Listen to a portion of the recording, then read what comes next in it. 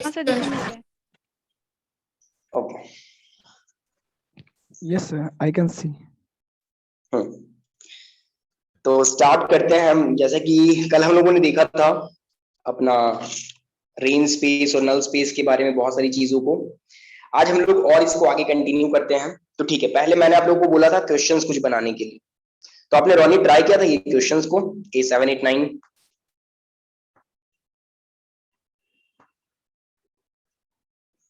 जैसे 8 9 10 बोला था मैंने, आई थिंक। हाँ, तो 8 नंबर एग्जांपल दे सकते हो कोई? क्या होगा, देखो ये क्वेश्चन को समझो। बोला क्या जा रहा है, given example of a function, कहां से कहां तक R2 से R में है। और आपका ये, क्योंकि आपको पता है लीनियरिटी के लिए, लीनियर मैप होने के लिए आपका दो कंडीशंस चाहिए। पहला चीज कि एडिटिविटी को फॉलो करना चाहिए कि आप px प्लस वाई करो तो px प्लस टी वाई होना चाहिए। और दूसरा कंडीशन कि अगर होमोजीनिटी बोलते हैं इसको, अगर लैम्डा से मल्टीप्लाई करो तो लैम्डा बाहर आना चाहिए। तो बेसिकली ये दो एग्जांपल उसी पे बेस्ड हैं कि आप एक ऐसा काउंटर एग्जांपल फाइंड कर सकते हो जिसमें ये कंडीशन तो सेटिस्फाइड होगा पर वो लीनियर, मतलब कि लीनियर मैप नहीं होगा, मतलब कि वो फिर भी लीनियर मैप नहीं होगा, मतलब ये कंडीशन सेटिस्फाई नहीं होगा। ऐसा एग्जांपल एग्जिस्ट करता है, इसका कहने का ये मतलब है। इसका मतलब है कि ऐसे एग्जांपल एग्जिस्ट करते हैं जिसमें कि लीनियरिटी तो हो जाए ये चीज, लेकिन ये ना हो। तो ऐसा दो एग्जांपल्स हमें बताना था। तो ठीक है, जस्ट आप लोग 10 सेकेंड में बताओ मुझे कि कोई बता सकते हो इसका आंसर, या मैं आप लोगों को बताऊं? अगर कोई बता सकते हो तो आप बोलो यस।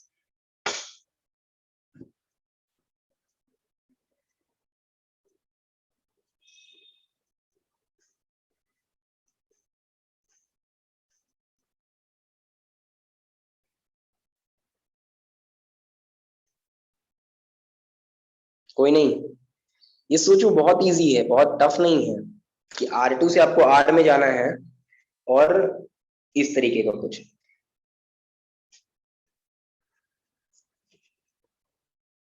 ठीक है, देखो अगर, चलो मुझे ये बताओ कि अगर हम लोग ऐसा लीनियर मैप ले लेते हैं, लेट्स से x, y ये हमारा R2 में है, इसको हम लोग डिफाइन कर देते हैं let's say x plus Y का। x प्लस वाई करेंगे तो ऑब्वियस बात है, आपको पता है दोनों को जोड़ देंगे तो लीनियर तो हो ही जाता है, क्योंकि x हमारा रियल नंबर में है, y रियल नंबर में, दोनों को जोड़ोगे तो रियल नंबर में आएंगे, मतलब R2 से हम लोग R में तो चले गए। पर अगर इसको, ये तो आपको पता ही, तो ऑब्वियसली लीनियर ही हो जाता है, बट हमें लीनियर नहीं चाहिए तो हम स्क्वायर कर देते हैं। तो आप बताओ सरिता कि x प्लस वाई का स्क्वायर करेंगे तो क्या ये कंडीशन हमारा सेटिस्फाई करेगा, ये वाला? कि अंदर में मान लो हम लोग किसी लैम्डा से मल्टीप्लाई कर दें, या चलो आप पहले ये बताओ इसका वैल्यू क्या आएगा, phi of lambda X comma Y. तो लैम्डा बाहर आ जाएगा, देन 5x, y। नहीं नहीं, अब देखो, अब यहाँ पे ना एक चीज ध्यान देना, अगर ये लैम्डा मल्टीप्लाई को आपको पता है कि ऐसे मल्टीप्लाई होता है, लैम्डा एक्स लैम्डा वाई, ऐसे लिख सकते हो आप। Yes sir. ठीक है, अभी आपने क्या पढ़ा, फाई ऑफ एक्स वाई क्या होगा, दोनों को जोड़ के स्क्वायर करना, तो क्या करोगे?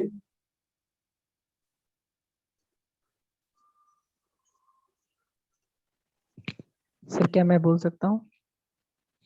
सचिन? Yes sir. हाँ बोलो।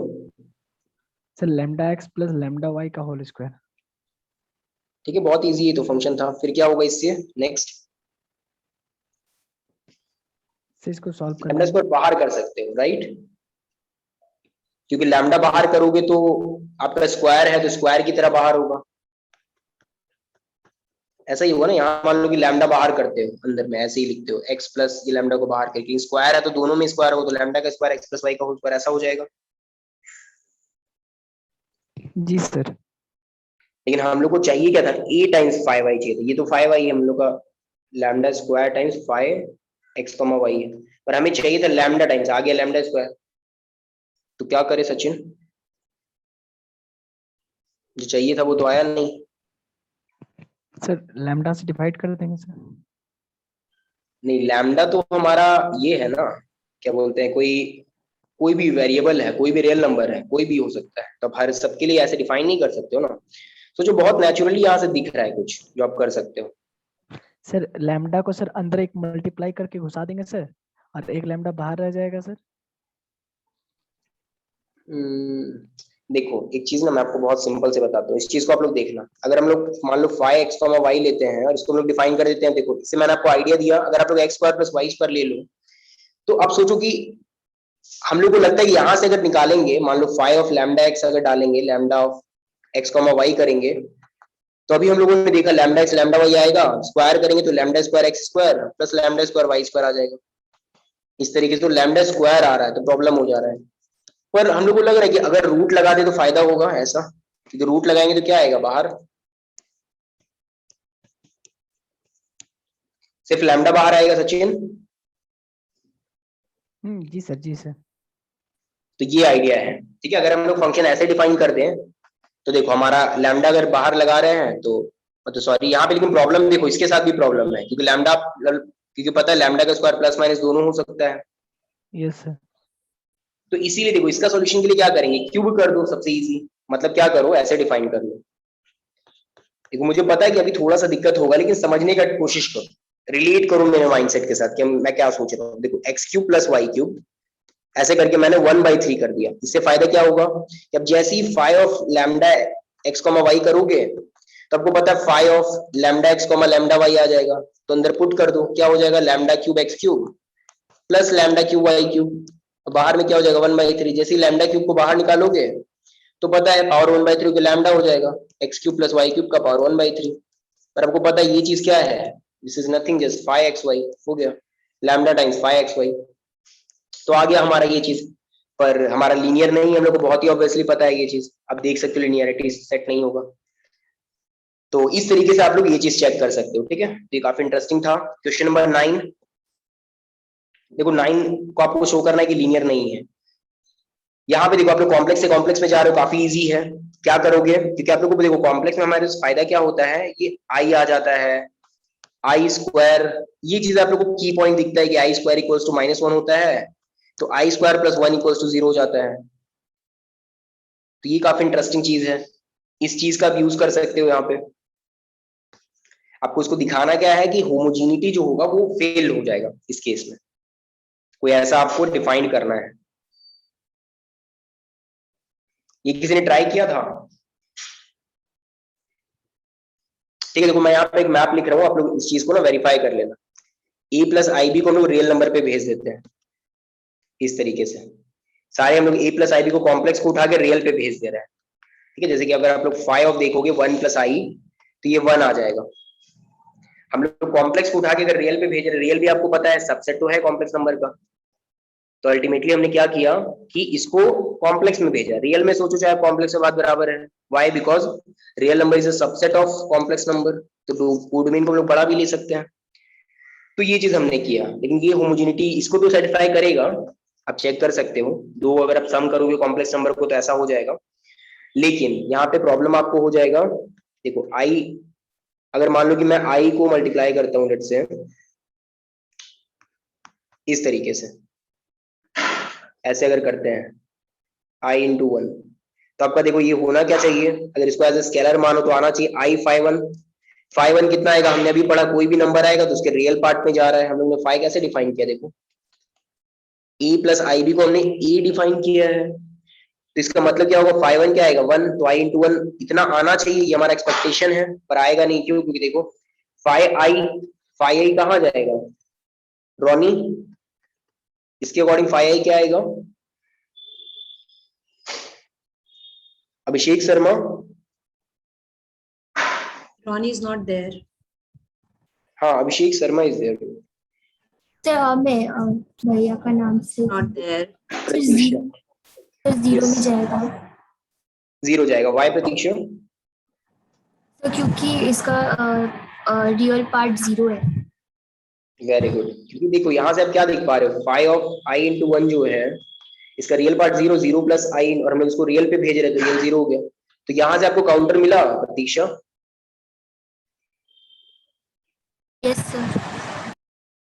क्योंकि ये होमोजेनिटी को सेटिस्फाई नहीं कर रहा है, क्योंकि आई इंटू 1 आना चाहिए था आई टाइम्स 5 1, यानी कि आई आना चाहिए था, लेकिन ये आ तो नहीं रहा है, ये तो 0 आ रहा है, 0 is not equals to I, so that's why it's a contradiction. इसी को हम लोग प्रोजेक्शन मैप भी बोलते हैं। अगर R2 से अगर हम लोग R में देखें इसको, अगर a प्लस आई बी को अगर हम इस तरह से देखें a, b की तरह, इसको लोग प्रोजेक्शन मैप भी बोलते हैं कि हम लोग a कॉमा 0 पे प्रोजेक्ट कर रहे हैं। जैसे आप लोग देखते हो कि इस लाइन को प्रोजेक्ट करते हो यहाँ पे, तो यहाँ पे कोई पॉइंट है a कॉमा b, उसको आप x एक्सिस पे प्रोजेक्ट करते हो, मतलब देखते हो a कॉमा 0 की तरफ है। तो ये वही चीज है, कुछ प्रोजेक्शन जैसा। ये क्लियर हो गया। अब ये बताओ 9 नंबर अपने 10 नंबर आपने बनाया था प्रतीक्षा?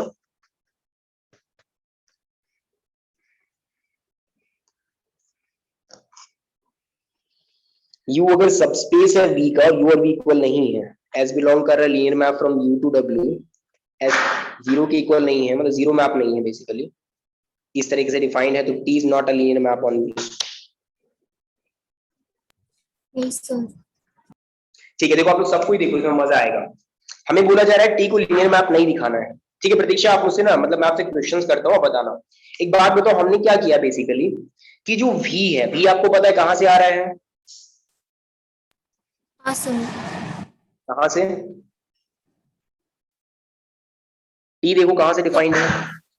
सर V से आ रहा है। V से, मतलब कि जो स्मॉल v है वो कैपिटल V के अंदर है। अब देखो ये जो V है, इसका हमने दो पार्ट स्प्लिट कर दिया, एक U जो सबस्पेस है, और एक अंदर हमने V को दो पार्ट में स्प्लिट कर दिया, एक U वाला और एक एलिमेंट जो U में नहीं है। तो हम लोग दो तरीके से एलिमेंट्स को ले रहे हैं। ये V का के पास कितना पॉसिबिलिटी होगा प्रतीक्षा?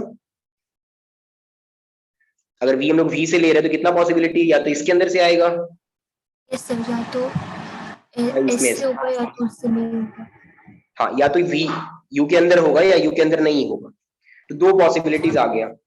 अब बताओ कि अगर हम लोग टीवी लिखें, अगर मान लो दो एलिमेंट में ले रहा हूँ V1 कॉमा V2 V के अंदर से, तो मेरा कितना पॉसिबिलिटीज बनेगा?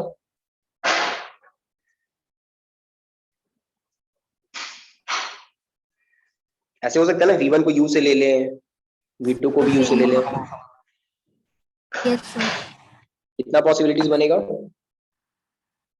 सर V1 का 2, V2 का भी 2। चार पॉसिबिलिटीज टोटल है ना। मतलब कि मान लो V1 और V2 दोनों हम लोग ले लेते हैं U के अंदर से, तो आपका क्या होगा? T of V1 plus V2 according to the given function कैसे डिफाइंड है? T equals to S V है, ये V1 V2 एक्चुअली है तो V के अंदर, मतलब U के अंदर। Sir S V1 plus V2। हाँ, क्योंकि V1 और V2 दोनों U के अंदर हैं, तो V1 प्लस V2 भी U होगा, तो क्या हो जाएगा? Sir S V1 plus V2। हाँ, S of V1 plus V2। अब S तो हमारा लीनियर मैप ऑलरेडी दिया हुआ है, क्योंकि S बिलोंग कर रहा है LUW में, तो क्या हो जाएगा? SV1 SV2। अब SV1 को आप क्या लिख सकते हो? V1। TV1 प्लस TV2 हो गया। T of V1 plus V2 is equals to TV1 plus TV2। देखो ये सब काफी इंटरेस्टिंग चीज मैं आपको सिखा रहा हूँ, कैसे टैकल करते हैं क्वेश्चंस को, कैसे सोचते हैं। ठीक है, तो ये चीज हो गया। अब आप प्रतीक्षा बताओ कि एक केस ये भी तो बन सकता है, जब हम लोग V1 को लेंगे U में और V2 को लेंगे, V2 नहीं होगा U के अंदर, V के अंदर होगा लेकिन U के अंदर नहीं होगा, मतलब ऐसा केस, एक चला गया इसमें, दूसरा चला गया इस वाले में, तो क्या होगा? T of V1 plus V2।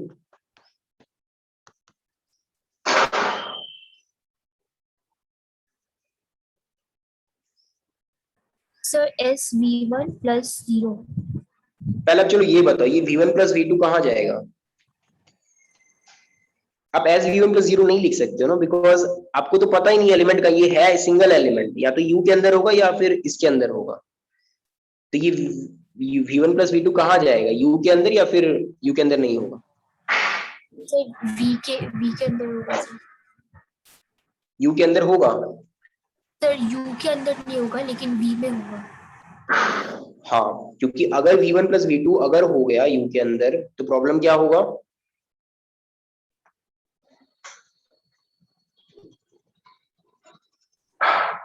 क्योंकि देखो हमारा V1 कहाँ पे? U में है, तो माइनस V भी U1 में होगा, तो ये एलिमेंट भी U1 में और माइनस V1 भी U1 में, दोनों को ऐड करेंगे तो V2 भी चला जाएगा U में।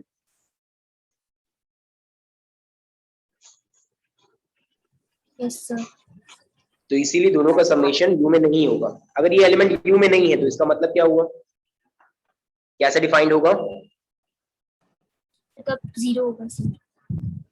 0। अब आपको पता है कि 0 हो गया तो फिर इसको लिख ही सकते हैं, मतलब सॉरी यहाँ पे प्रॉब्लम आ गया ना। तो देखो क्यों, क्योंकि आपका आना, आप एक्सपेक्ट क्या कर रहे थे? आप एक्सपेक्ट कर रहे थे TV1 प्लस TV2 आना चाहिए, tv1 क्या था हमारा sv1, क्योंकि अगर v1 u के अंदर है तो ये डिफाइंड होगा sv1। tv2 अगर v2 u के अंदर नहीं है तो 0। तो आप चाह रहे थे sv1 लेकिन आ गया 0। क्या ये होगा लीनियर मैप? नहीं होगा सर। ठीक है, आप लोग सबको बाउंड्री एग्जांपल ये क्लियर हुआ? आप पूछो तो एक बार, रितु किसी से पूछो। सरिता, ये सब बीच में थोड़ा सा डाउट लग रहा है।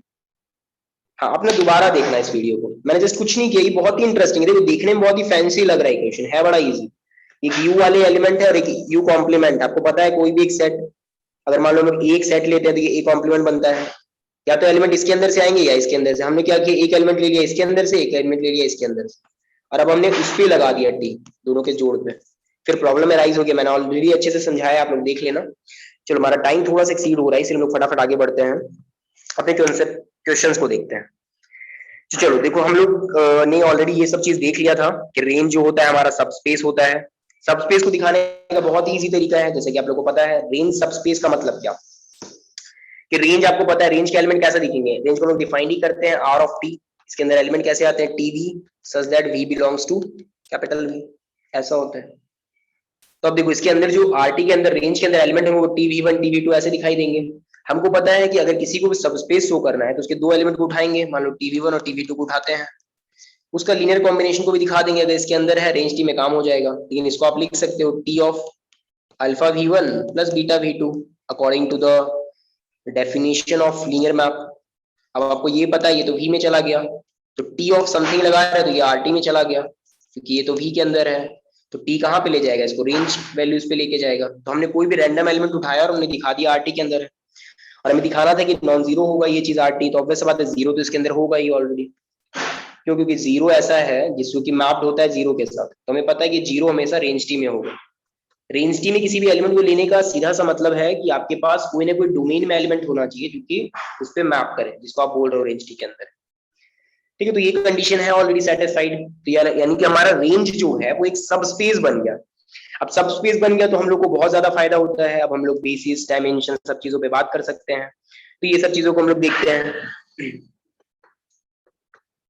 ठीक है, सर्जेक्टिविटी आपको पता है कि ऑन टू सर्जेक्टिविटी क्या होता है, कि अगर दोनों का डायमेंशन सेम हो जाएगा कोडोमेन का और इसका, तो हम लोग बोलेंगे सर्जेक्टिव।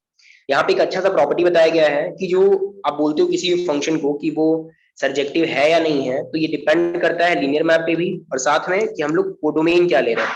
हो सकता है एक लीनियर मैप सर्जेक्टिव हो किसी एक पर्टिकुलर कोडोमेन में, पर दूसरे में ना हो। जैसे देखो हम लोगों ने देखा था कि अगर हम लोग डिफरेंशिएशन मैप लेते हैं from P R to P R, मतलब सारे पॉलिनोमियल्स कोई भी डिग्री के चलेंगे, तो यहाँ पे हमारा ये डिफरेंशिएशन मैप जो था वो ऑन टू मैप था। क्यों?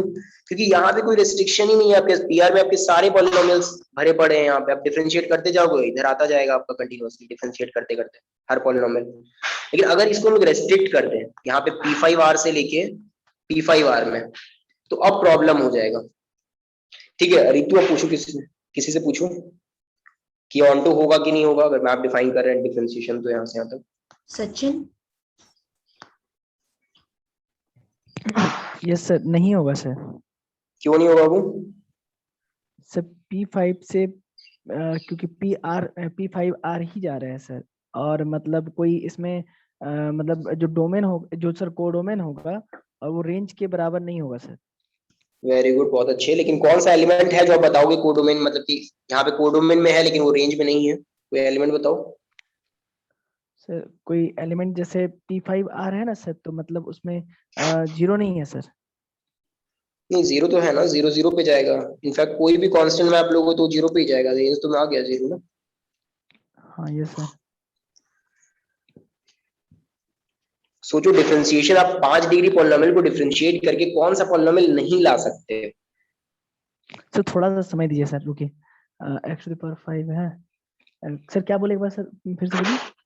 P5R के अंदर से कौन सा पॉलिनोमियल ले करके 5 डिग्री का आप P5R के अंदर नहीं जाओगे, कुछ अलग आ जाएगा। कैसे होगा ये चीज? कौन सा ऐसा पॉलिनोमियल जो नहीं आएगा, मतलब इधर डिफरेंशिएट करने पे? पॉलिनोमियल में नहीं आएगा polynomial x to the power ठीक है, अब एक बात बताओ कि x to the power 5 आप ला सकते हो P5R में, कौन से पॉलिनोमियल को डिफरेंशिएट करोगे कि x का पावर 5 आएगा? 10 ये ऐसा तो कोई 7 5 सर हम यही हम सोच ही रहे थे सर x टू 7 ठीक है, समझ गया ना, x का पावर 6 को आपको करना पड़ेगा तब जाके इस टाइप का कुछ आएगा। हाँ यस यस यस तो x का पावर 6 यहाँ पे है नहीं, तो इसलिए x का पावर 5 वाले नहीं मिलेंगे। लेकिन क्या हम लोग इसको ऑन टू बना सकते हैं? ऑन टू हाँ, ऑन टू मतलब वही सब्जेक्टिव बना सकते हैं ना। अगर इसमें चेंज कर दे तो कोडोमेन में P5R से P5R की जगह पे P4R कर दें, क्योंकि 4 डिग्री तक तो सब आ रहा है ना हमारे पास। देखो P5R से अगर हमारा P5R में था तो प्रॉब्लम हो रहा था, लेकिन अगर P4R में ले लेंगे तो 4 डिग्री का सारा प्रॉब्लम तो आ ही जाएगा 5 डिग्री को डिफरेंशिएट करने पे, तो 4 डिग्री तक तो आता ही है। हाँ हाँ yes sir yes sir yes sir. ठीक है, तो ये हो गया हमारा ऑन टू बनाने का तरीका ऐसे। अब देखो इसी तरीके से फंडामेंटल थ्योरम है लीनियर मैप, इसका कोई रफ स्केच बता सकता है कि कैसे ये चीज हुआ, ये चीज कैसे हो रहा है? ठीक है, जो बता सकते हो आप माइक अनम्यूट कर लो, मैम आपसे पूछेंगे।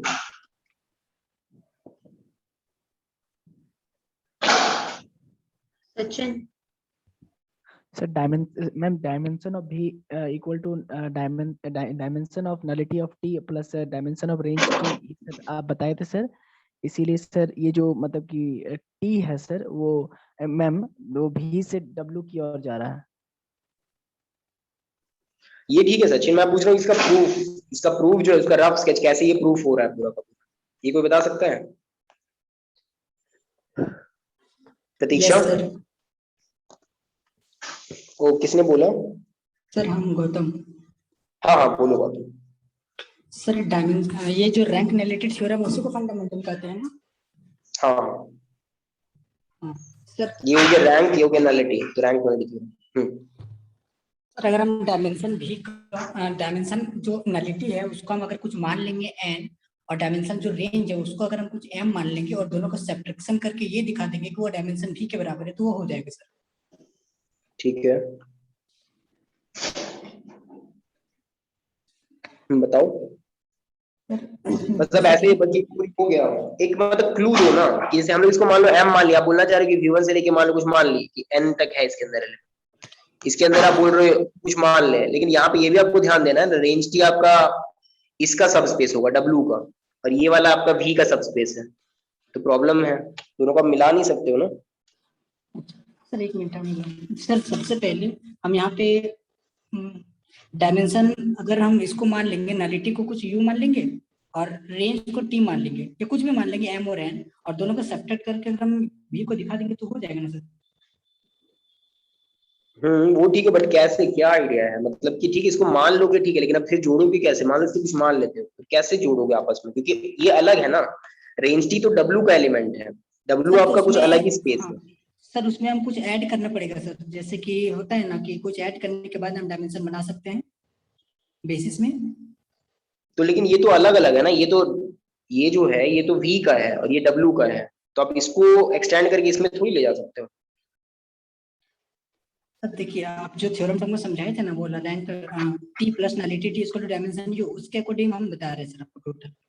ठीक है वो सही था, ठीक है आप अब ना समझना, आप एक की पॉइंट मिस कर रहे हो, उसको ध्यान देना अच्छे से।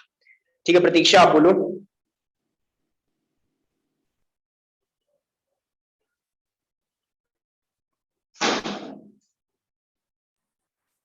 तो ये तो मेरे को नहीं पता सर। डाउट है?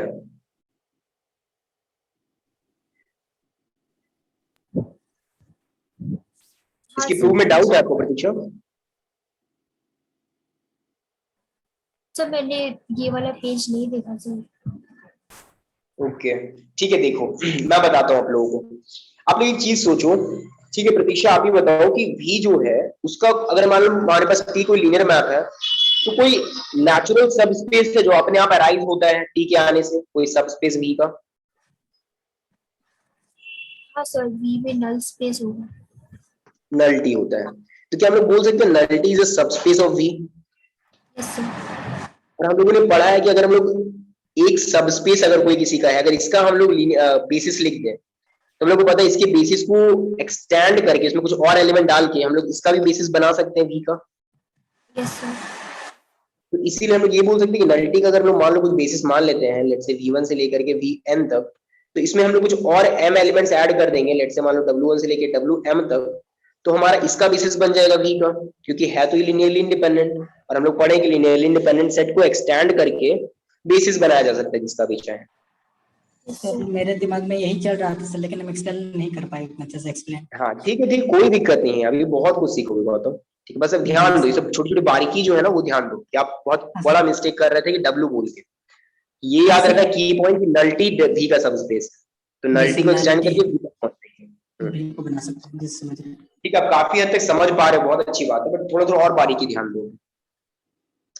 तो ये चीज हो गया, बस इसको एक्सटेंड करोगे, इसका मतलब V का डायमेंशन हो गया m + n, और इसका डायमेंशन नल्टी का हम लोग लेके चल रहे हैं n2, तो अगर हम लोग दिखा दे कि ये m जो है RT का डायमेंशन है, तो हमारा काम हो जाएगा। तो ये हमारा आइडिया है। अब इसके लिए हम लोग कुछ कुछ काम करते हैं, कैसे, क्योंकि हम लोग को पता है V का बेसिस क्या हो गया, ये सारा V का बेसिस हो गया, तो V को हम लोग लिख दिए लीनियर कॉम्बिनेशन में इन सब एलिमेंट्स के। अब हम लोग क्या किए, T लगा दिए। अब आपको पता है कि T तो लीनियर मैप है, T जैसी लगाएंगे तो सब में T लग जाएगा। लेकिन एक बात बताओ प्रतीक्षा, कि ये क्या होगा T A1 U1? Sir T of U1 A1 T U1 हो जाएगा, है ना।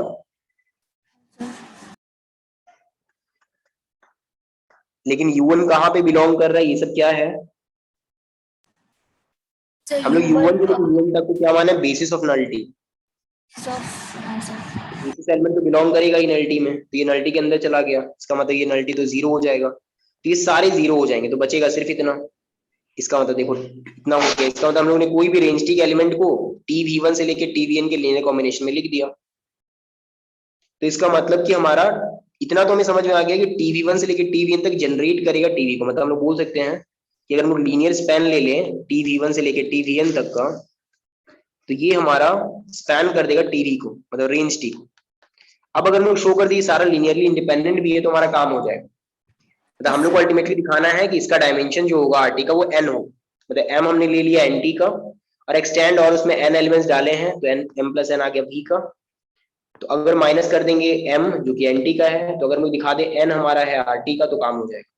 क्योंकि देखो इस डायमेंशन, इसको फॉर्मूला को प्रूव करने का मतलब क्या है कि आप इसको इधर ले जाओ, ये भी आप शो कर दोगे तो काम हो जाएगा कि dimension V minus dimension of NT।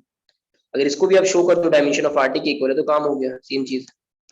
तो इस दोनों का डायमेंशन का डिफरेंस कितना आ रहा है हमारा, एक का है m + n और एक का है m, यानी इसको n दिखा देंगे तो काम हो जाएगा। तो हमने इतना तो देख लिया कि एलिमेंट स्पैन कर रहा है, और ये सब देखो कितना नेचुरली आ रहा है सब कुछ, कि हमने NT देखा सबस्पेस होता है V का, हमने कुछ एलिमेंट्स मान लिए इसके U1 से लेके UN तक, फिर हमने उसको एक्सटेंड कर दिया, V1 से लेके Vn तक डाल दिया, एक्सटेंड करके V का बेसिस बना दिया।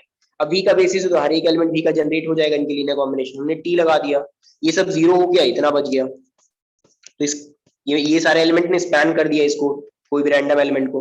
अब अगर हम लोग शो कर दें कि ये लीनियरली इंडिपेंडेंट भी है, तो हमारा काम हो जाएगा, मतलब TV1 से लेकर के TVN तक। लीनियरली इंडिपेंडेंट का बेसिक्स आइडिया होता है कि A1 TV1 कर दो plus dot dot dot AN TVN कर दो। अगर इसको आप जीरो कर रहे हो तो सारे स्केलर जीरो आने चाहिए, इतना आपने कर दिया तो काम हो गया।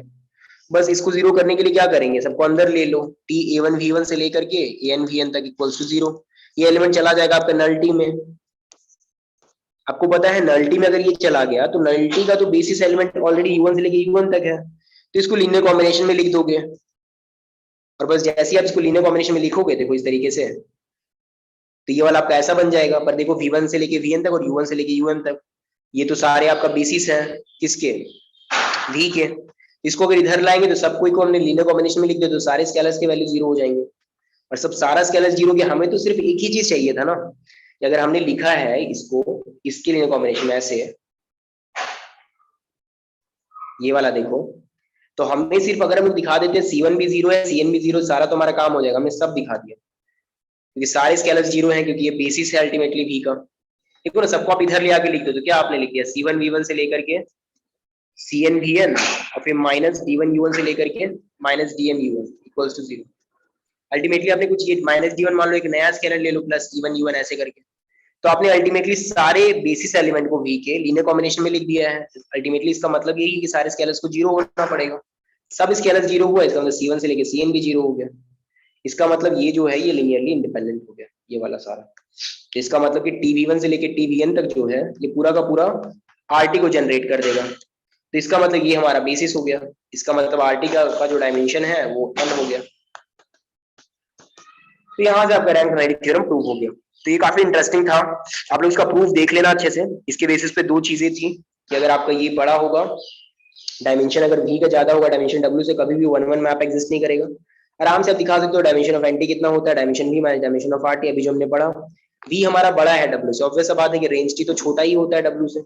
अगर मैक्स टू मैक्स आप अगर w की इक्वल भी ले लोगे, दोनों का डिफरेंस करोगे, डायमेंशन v तो हमेशा w से भी ज्यादा है, आरटी से तो बड़ा होगा ही होगा, क्योंकि आप मैक्सिमम ले रहे हो w वाला भी, तो w से भी ज्यादा है डायमेंशन, तो दोनों का डिफरेंस करोगे तो पॉजिटिव आ जाएगा। नलिटी आपका 0 से बड़ा है, इसका मतलब क्या हो गया कि 0 से ज्यादा एलिमेंट है।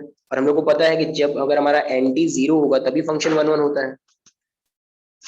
और क्योंकि डायमेंशन ऑफ एंटी बड़ा आ गया 0 से, इसका मतलब है कि कभी 1-1 नहीं होगा। तो ये चीज आप लोग याद रखना कि छोटे से आप लोग बड़े से अगर छोटे पे जाओगे तो कभी भी 1-1 एग्जिस्ट नहीं होगा, और वही बड़े से अगर छोटे में जाओगे, मतलब सॉरी छोटे से अगर बड़े पे जाओगे तो कभी भी ऑन टू एग्जिस्ट नहीं होगा। Same reason, dimension of RT को क्या लिखोगे, dimension v minus dimension of NT. Dimension of NT मान लो आप क्या कर सकते हो, आप अगर आप मानते हो कि डायमेंशन को बड़ा से बड़ा रखना चाहते हो तो डायमेंशन ऑफ एनटी को छोटे से छोटा रखो, मान लो 0 ले लो, फिर भी क्या होगा, डायमेंशन ऑफ v के बराबर आएगा डायमेंशन ऑफ आरटी, मतलब लेस देन इक्वल्स होगा, क्योंकि डायमेंशन ऑफ एनटी क्या है आपका, पॉजिटिव ही वैल्यू देगा। तो डायमेंशन ऑफ v से आप कुछ माइनस कर रहे हो तो ऑब्वियस सा बात है कि छोटा हो जाएगा डायमेंशन ऑफ v से, लेस देन इक्वल्स टू। अब लेकिन देखो डायमेंशन ऑफ v क्या है, छोटा है, स्ट्रिक्टली छोटा है डायमेंशन ऑफ w से, तो इसका मतलब डायमेंशन ऑफ आरटी स्ट्रिक्टली छोटा हो गया डायमेंशन ऑफ w से, इसका मतलब कभी ऑन टू नहीं होगा। तो जस्ट आपको स्केच इसका यही याद रखना है कि आप बड़े से छोटे पे अगर जाओगे, बड़े से छोटे पे जाओगे तो आपका कभी भी 1-1 नहीं होगा, और अगर छोटे से बड़े पे जाओगे तो कभी भी ऑन टू नहीं होगा। इसका हम लोग काफी ज्यादा यूज करेंगे। यहाँ पे इसी चीज को लीनियर इक्वेशंस में यूज किया गया है, होमोजेनियस इक्वेशन में। आप लोग देखना, ये मजा आएगा पढ़ के देखना, इसी कंसेप्ट का यूज किया गया है। ठीक है, ये वाला पेज आप लोग पढ़ोगे, 66 पेज पढ़ोगे, और उसके बाद क्वेश्चंस आप लोग ट्राई करना जितना हो सके, फिर हम लोग ट्राई करेंगे। आप लोग 30 क्वेश्चंस या 15 क्वेश्चंस तक ट्राई करना, तो आप लोगों का होमवर्क हो जाएगा नेक्स्ट 15 क्वेश्चंस ट्राई करना, और उसके बाद ये 2 पेजेस जो हम लोगों ने पीछे छोड़े हैं वो पढ़ना। ठीक है, ये आपका एक बार अच्छे से कंप्लीट हो जाएगा 31 क्वेश्चंस तक, तो फिर हम लोग मैट्रिक्स देखेंगे। तो ये काफी मजा आएगा। ये आप लोगों का बहुत ही अच्छा कनेक्शन दिया हुआ है होमोजेनियस इक्वेशन के साथ नॉन होमोजेनियस इक्वेशन का। तो आप लोग देखना कैसे आप लोग होमोजेनियस इक्वेशन को कन्वर्ट कर सकते हो लीनियर मैप्स में। मतलब जब हम लोग ax इक्वल टू 0 लिख रहे हैं तो इसका मतलब क्या होता है, नल टी और रेंज टी से कैसे सोचते हैं, ये ऑलरेडी मैंने बताया है आप लोगों को क्लासेस में, बट आप लोग फिर भी रिलेट करना दोनों चीजों को कि ax इक्वल टू 0 है या ax इक्वल टू b, दोनों में डिफरेंस क्या है। फिर इससे क्या हम लोग ट्रांसफॉर्मेशन सोच सकते हैं, कुछ ये कुछ 0 पे पहुंचा रहा है, तो इस चीज को आप लोग लाइन बाय लाइन पढ़ना, काफी इंटरेस्टिंग चीज है ये। ठीक है, तो अब एंड करते हैं आज का क्लास। लेकिन किसी को कोई डाउट है तो बोलो। ठीक है, मैं एक बार फटाफट सबसे पूछ लेता हूँ। Gautam? No sir, no doubt. ठीक है, प्रतीक्षा? वो sir no doubt. Sachin? No sir, no doubt. ठीक है, चलो फिर सरिता?